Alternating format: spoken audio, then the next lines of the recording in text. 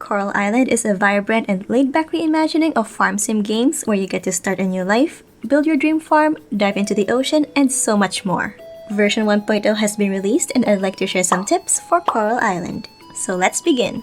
Like any life and/or farm sim game, you will encounter a lot of items in Coral Island.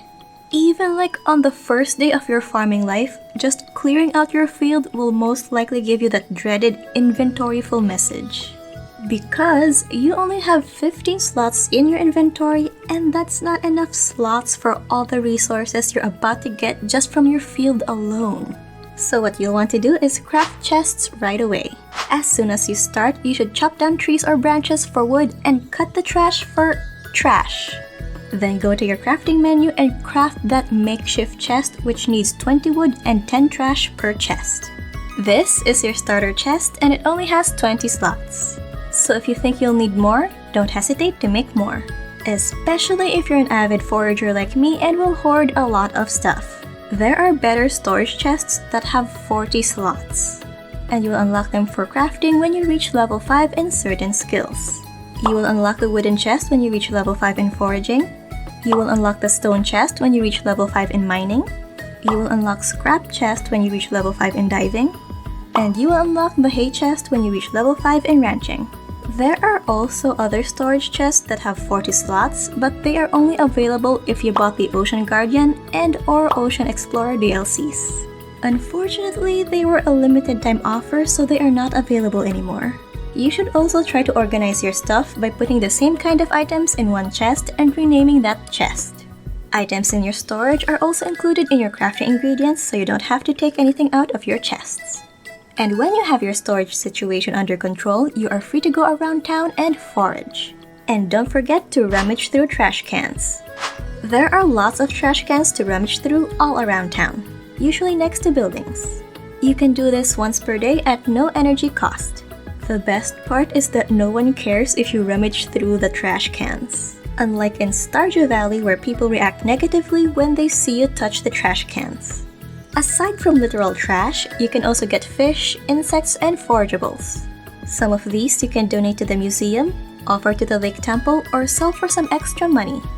You will see which items can be donated and offered if they have these tags under the item's description. So you don't have to keep going to the museum or temple to see if an item needs to be given, and so that you won't accidentally sell an item you needed to give. But unfortunately, these tags do not appear while in the shipping bin.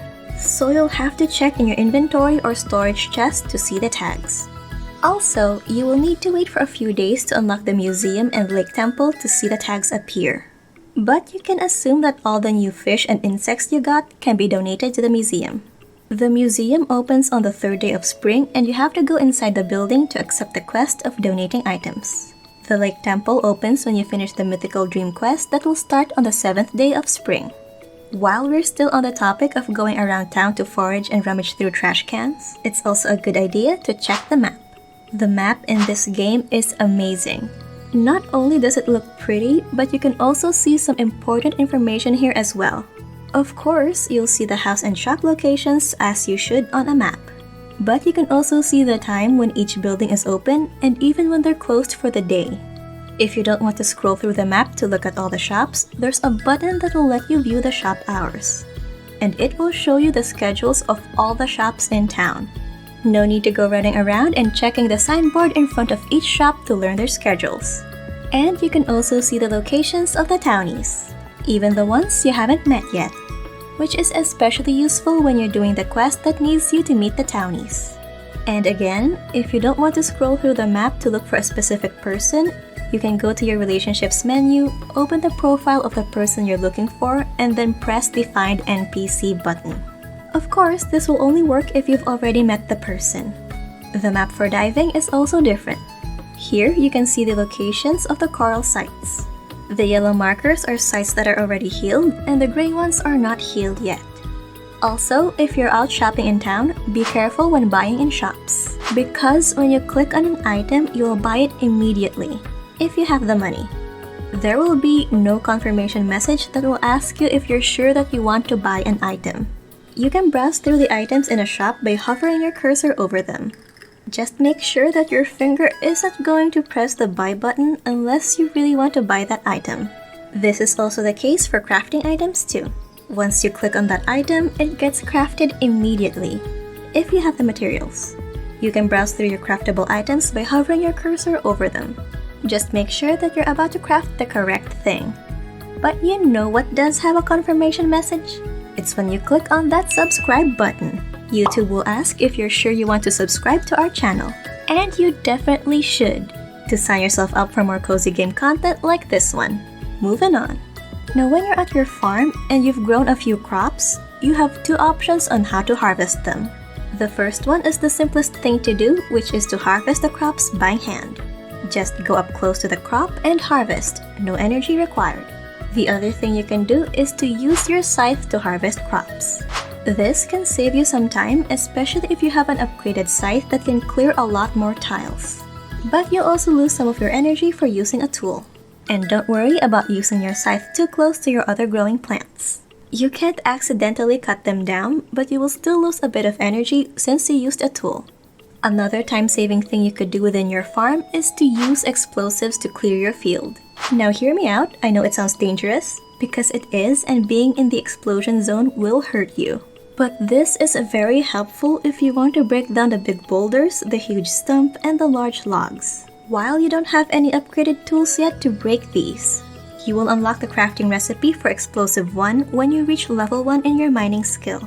That's pretty early on, so you might unlock the ability to craft explosives earlier than have the needed tools upgraded. You can also just use explosives to till your field if you're too lazy to do so.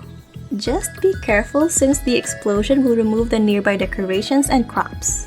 The decorations you can still get back, but the crops will be gone forever. Unfortunately, there aren't any settings that will disable the explosives destroying your crops or damaging you. But there are other things you can change in the settings of this game. You can customize your settings to your liking. Aside from the usual display and audio settings, you can change the key bindings for the keyboard and controller, so you can press whichever button you want to do whatever action you want. Just make sure that you're not overusing the same button for multiple actions or you might see some problems. There are also a few languages available that you can change to. And there are even settings for accessibility. You can enable dyslexic font, there are different colorblind modes, and you can change the colorblind strength. You can even change the sizes of the font, the mouse cursor, the HUD, and hotbars. So if you think any of these are too small or too big, you can change them here. The Game tab in the settings also has some good options you can change. You can change your movement type to always sprint, change your combat mode to have monsters only attack you when you attack them first, and my personal favorite is the game time speed setting, where you can lower the percentage down up to 50% to make the days longer, so you can have more time to do stuff you want to do in a day without having to feel rushed. Honestly, I think life and farm sim games should really have this kind of setting. There are plenty of things you can tweak here, and you can check out all these settings to see how you can customize them for a better gaming experience. And that's it! With these tips, you'll be able to thrive with Coral Island. And if you'd like to see my gameplay video of Coral Island, click on this end card right here. And I'll see you in the next video. Bye!